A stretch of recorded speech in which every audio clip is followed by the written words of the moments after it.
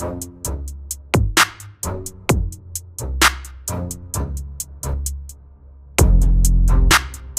back to the Become the Number One podcast, where our goal and mission is to help you become the best version of yourself while we are on our own pursuit to become the best versions of ourselves. Welcome back to another week of the pursuit of personal development. Excellence, development, eliteness, everything. That's what we're striving for, isn't it? Yeah. Want to be as well-rounded as we possibly can. Yeah, and I think every week brings its trials, its tribulations, its challenges, and this one was no different. I completely agree. We're coming up on our year anniversary of this podcast. Did you know that? I didn't. When is the year of... Well, what episode around? Is it like 49? 47. 47? 5 more episodes. We'll be at 52. That's episode true. A week. That's true. It's a year. Yeah, I guess that is pretty close. Yeah. Plus, I think what I want to start doing moving forward, and I guess we're talking about this live, is we'll still do these weekly episodes, but we'll start sprinkling in Q&As alongside a weekly video. So some weeks maybe we'll drop 2. And interviews. I like that.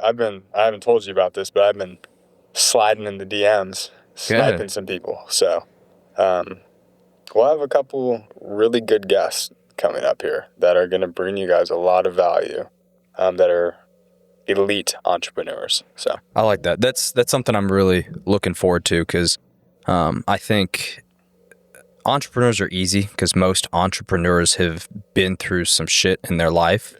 Yeah.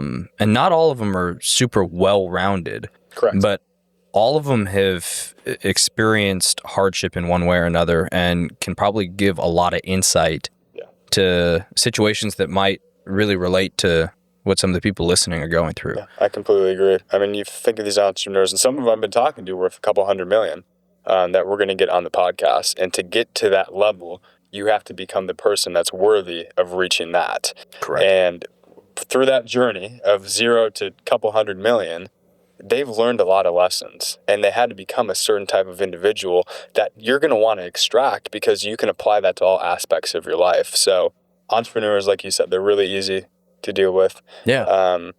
I mean, just some interesting stuff too. I was talking to this guy that, does like stem cells. I think that's health and wellness is an interesting space to break into, because at the end of the day, all of these things that we're trying to strive for are goals.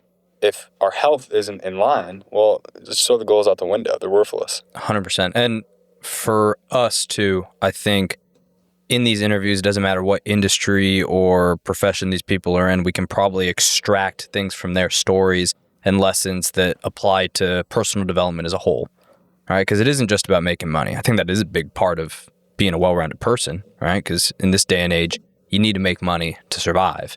But these people can elaborate on, I think, a lot more than just that. So I'm excited to dive into that, and I think is the theme for you and I in general is we kind of hit the ground running with this. We really wanted to push more, not just in life in general, but in this in particular this year. So a lot more posting on social media, a lot more episodes, throwing everything out there. Yeah. So there's a lot to look forward to. There is. There absolutely is. And on top of that, we'll sprinkle in some other things too, maybe some events, maybe some meetups, things like that, where we can engage with you guys and we can surround ourselves with each other, where we're all on the same mission in some way, shape, or form of getting better as a human being. So, yeah, no, I'd like that a lot. And I'd say so far this year, I mean, we're 20 days into February. So I think it is, yeah? Yeah, it's 20th. Yeah, so we're nearly 2 full months into the year. And one of the things that I'm most proud of this year so far is some of the change that I've seen in a couple of guys in our office. Yeah. Right? We've seen some astronomical growth in these guys, and it's a direct result of being around the right people. Yep. And I don't want to give us too much praise, but I think we've rubbed off pretty well on them. And it feels good. It feels good to see this change in someone. Yeah. I learned this from a pretty big guy that you guys probably know on social media. He told me that when you have quote unquote employees, right, or people that work with you, you can't look at them as employees. You have to look at them as they're on your team, and they have to look at you as a coach or a mentor. Because if they look at you like that, they're going to raise their standard to be better. Because any mentor in life, right, we don't look at a mentor as a boss. Then that mentor holds a certain standard that you aspire to get to or to be like. And if you can implement that in your life, if you're a business owner, I mean, that right there is how you get the team bought in. Is they don't look at you as an employer or a boss. They look at as, hey, we're a whole team here, right? So I now have to elevate to that standard that everybody else is operating on. And I think we do a really good job of holding that standard, especially with these new guys. Yeah, and there's a certain level of respect that comes from the difference between seeing somebody as not just an employer, but a mentor. Yeah. Right. So many people bitch and moan about their bosses, and you can tell there's a lack of respect there. Yes. Because you don't talk crap about people that you respect. Yeah. You talk crap about people that you don't really hold a whole lot of respect for. And a lot of people talk bad about their bosses, sometimes rightfully so. We don't want to be that. Absolutely. We want to be people that they look up to and respect, not just as, somebody in charge of them, but as somebody that they can look to and strive to, which is good because it also, like you said, holds us to a higher standard, which I look forward to. Yeah, that only involves us getting better. Yeah. That's what it is. It forces you to get better, which is nice. And I like putting myself in that situation where I have to get better because if I don't, shit's going to sink. Yeah. No, and at the end of the day, you always got to find a way to push the bar in some way, shape, or form. And I think having people who look up to you, who are under you in some regard, is a good way to do that. I agree. Because you can't fail them. People are okay with failing themselves, but it's a different thing when you're failing somebody else. 100%. So I like that right there. But that kind of ties into what we're going to talk about today, Aidan, because that right there is being a leader. That's being a mentor. That's being a coach. That's holding a standard. But to hold the standard, you need to be able to take ownership, extreme ownership. If you're a mentor and you have a team, you're a quote-unquote boss, right? If you don't hold that standard or you don't set that example, you don't own the things that you do, well, you're setting a bad example to your team. What'd you say? Yes. So ties into exactly the topic of extreme ownership of what we're talking about today. And extreme ownership is it's an ideology, a concept that we've passed on to some of the guys that have started on the team. And you can see the difference. Once they've truly understood what that means, you can see the difference in mindset. And so for everybody out there, we're not going to take credit for this term, but there's a book by Jocko Willink and Leif Babin, and it's amazing. For anybody that finds that they need to make a big change in their life, this is a must read. Yeah. Everything starts with you. Everything. It starts with you and it ends with you. It starts with you and it ends with you. So you have to get yourself in check first. But if you want to make the jump, you have to be able to take ownership of all your mistakes. They're no one else's fault except yours. Literally everything that's happened in your life, it is all your fault. Nobody else's. You put yourself in certain situations. You took certain actions that didn't work out, right? You did or you didn't do something. It's all your fault. All of it. And what I like, when I think about extreme ownership, what I like telling myself too, because everybody's going to say, well, there's things that aren't my fault. But what does that do? What does accepting or pushing blame on something else do? It doesn't do anything for you. Correct. At all.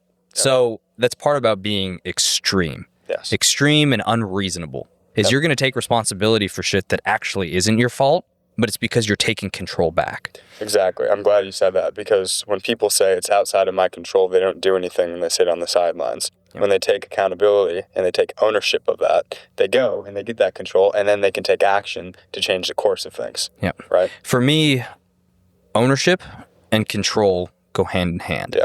And once again, there's only so much you can control in this life, and it's you, yourself, and you. So if you can take ownership of all these different things, you've just taken back control. I agree. So I think that's where everything starts. So whether you're at rock bottom or you're at the top of your game, taking extreme ownership is going to propel you to the next level, whatever that might be. So that's what it is. It is taking ownership of anything and everything in your life, reasonable or unreasonable. I agree. I like extreme ownership. I think it's good because, like I was saying, everything starts with you. And this is like a domino effect into everything. It's setting the standard. Let's say you have a team, right? You have a team of, just say, 10 people. And if you don't take ownership of the things that you do and you make excuses and you blame outside factors, well, that's going to trickle down to your team. And that team that you have is going to do the same exact thing. When things go wrong, they won't take ownership. They'll play the blame game. And next thing you know, a couple months, you're out of business. But you, as a leader setting the standard, take ownership of everything that happens that's going to rub off. It's the same thing we we're just talking about. Me and Aidan, about these two guys in our office. We feel like we've rubbed off on them. Now, that could be in a good way or it could be in a bad way, right? You're either going to be a leader or you're going to be a follower. So if you could pass on the trait of extreme ownership to your team, your family, your friends, and that rubs off on them, that's only going to produce more, not only in their life, but also your life. I'm thinking about this, and these two guys in our office are a good example because they come from much rougher backgrounds than we do. And yet they don't want to be stuck there. They don't want to live their past lives. They want to propel themselves into something better. And if you and I weren't the type to believe and embody extreme ownership, we could look at that and just say, that's their problem. Let's let them just take control of their own lives and do whatever they want to do. But what can we do? Yeah. As being leaders and taking extreme ownership, we can see them and how they live their lives as a direct, in direct correlation with our responsibilities. Yes. So by taking ownership of them and how they live, we're actually taking control back. Absolutely. Instead of just leaving it up to them, no, we're going to stick our foot right in their lives and try to shape it for the better. Is that reasonable? Yep. Maybe not, but that's what comes with being extreme. 100%. People in your life, they're a direct reflection of you. If you hold some form of leadership position, they are a direct reflection of you, your standards, your habits, your actions. That's how it works. So exactly what Aidan was saying there, hey, we're going to put our foot in here and we're going to show you everything that we do in our lives, right? And not just show you, but actually do it. So now you know, hey, this is how we operate. And if they can't hold that standard, well, then they're not going to be here anymore. And it's the same thing. It could be friends, it could be family, anyone in your life. If they don't hold that standard that you set, right? Because, I mean, if you don't hold a standard, then you don't have a standard. But we'll fall to our standards, right? So we might as well make them high. But if they didn't rise up to that standard, then they're not going to make it here. Because that is how me and him are. We're, one, hyper competitive, but two, we take extreme ownership. If we fucked up, we fucked up. It's my fault. It's nobody else's fault. It's mine. And then we correct it. And that's what we want to rub off. And same thing. It's not just if you fuck up or if I fuck up, it's our fault. But if these guys fuck up, it's our fault. It's our fault for not preparing them more. Absolutely. It's our fault for not stepping in sooner. It's our fault for not training them better. Yeah. Right? And that's the only way that we can take control back of our life, the business, all of it, is by taking responsibility for every little thing. And it doesn't just have to be about business. Yeah. Like David said, it can be within your family. It can be within your friendships. You get to dictate the people who you surround yourself with. You get to set the standards for not just you, but for everybody that you associate with in your life. And if they choose not to rise up to them, or if you can't influence them to rise up to them, then they should be out. Yep, absolutely. I agree. And, with that being said, there's always something. And even if they have to go out, it's still your fault because you could have done something better to make them come to that standard. But when we look at it, right, when we look at a team aspect of it, did you communicate clearly, right? Did you communicate clearly? Did you set the right expectations? Did you provide the right tools or resources to help them succeed? Right? You have to ask yourself questions like that.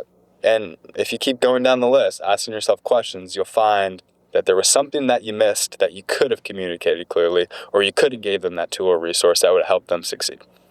Yeah, I think you've said it a lot. Communication is one of the biggest things. Yeah.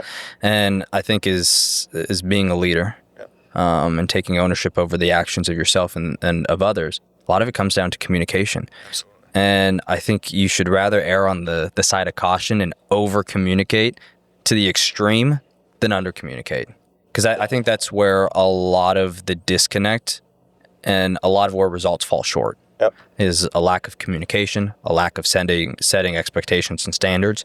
So whether it be with your friends, the members of your family, your employees, or your peers, set higher expectations, set more clear expectations. Absolutely.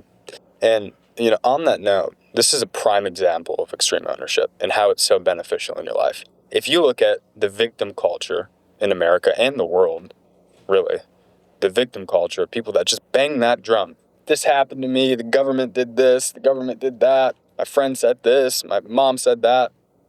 The people that bang that drum constantly, they never get results in their life. Never. They're all the same. Every single person that bangs the victim drum, they're all in the same spot. They're stuck in their life. There's no movement forward. And if you're not moving forward, you're dying. Right? So they don't take that extreme ownership. They don't at all. So they don't move forward. But if those people just stopped for a second, and said, hey, listen, it's not the government's fault. It's my fault. I got to stop blaming them because I am in control of my own actions. I have decided to bang this drum, to blame everybody in the world for all my problems. And when they do that, they don't do anything. They don't move forward. They don't have extreme ownership. And if they just made that one switch, their life would be 10 times better. And like you said, last week we talked about, or maybe it was the week before, we talked about being stuck. The people who find themselves in a perpetual mode of being stuck are the ones who don't take extreme ownership. Yep. Because what are they doing? They're relinquishing control of their life to someone or something else. Absolutely.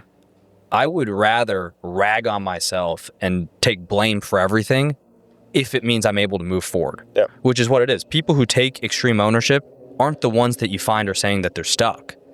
They're taking blame, they're taking ownership of everything, and then they're finding a way to move forward. Yep. Yeah, extreme ownership, taking ownership. And, instead of saying extreme ownership, you can say taking accountability, right? Because that's what it is. It really gives you a clear direction of how to move forward. When something wrong happens, you'll know how to progress. You know which move to make. But you can't get that if you don't take ownership of what happened. Because then you just sit on the sidelines, you blame everybody, and then everything just starts to crumble down. But that accountability and that extreme ownership, it gives you a clear plan of what you have to do to move forward. This is one of those things that you need to implement as soon as possible, but you need to do it to the extreme. Yes. And when I say extreme, I mean everything that's going wrong in your life, whether you have to tell yourself once or you have to tell yourself 100 times, it's my fault. Just keep telling yourself that and see how that changes your perspective. Yeah. Just do that. Every single thing that goes wrong from now on, tell yourself, okay, this was my fault. Yep. I could have done something better. This was my responsibility. And just see how that changes the way you think. See how that changes the way that you act next. Because I'm sure it's gonna have a profound effect. I know, at least for me, and I'm not perfect at this. I do still make excuses for things sometimes. But when I'm making excuses, I find that I'm not actually moving forward. I'm just digging myself a deeper hole.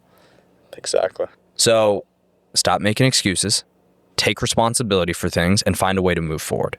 Yep. That's what somebody who embodies extreme ownership does. Absolutely. To a T. Well, we don't have to cut this one too difficultly. No, it's pretty straightforward. I think at the end of the day, if you're listening to this, give it a damn shot. It doesn't hurt you to try to tell yourself everything's my fault. Because what it does at the end of the day, it is you taking control back of your life. Yeah. Does something fucking terrible have to happen in your life for you guys to make a change? Really? Does some dramatic event have to happen where you decide that you're going to start living the life of your dreams? Because it doesn't have to. It can be one decision of saying, hey, I'm tired of where I'm at right now. I'm going to make a change. Today, not tomorrow, not the next day, not next week, right now. And with that, what I just said, it starts with you taking ownership on everything that's happened in your life. And if you can do that, make the decision to change, in a week, your life will look better. It might not be crazy, but little small wins each day. That's what it's going to take for you to win in life. Yeah. You win the day, you win the week, you win the month, then you win the year, and then you start winning years, and then you win at life.